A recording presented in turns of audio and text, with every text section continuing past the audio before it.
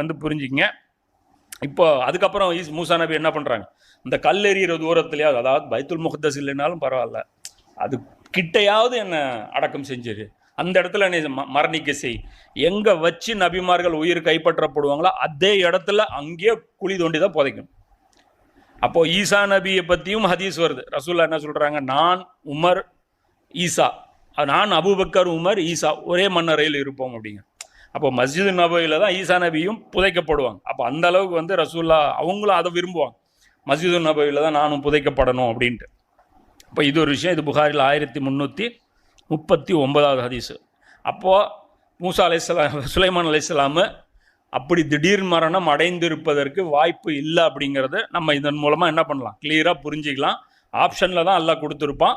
So அந்த ஆயத்து முத்தஷாபிஹாத், அவர்னு தான் மொட்டையாக அல்லாஹ் பேசுகிறான், அவர் மீது அப்படின்றான். அப்போ அந்த அவர் வந்து யார் வேணாலும் குறிக்கும்.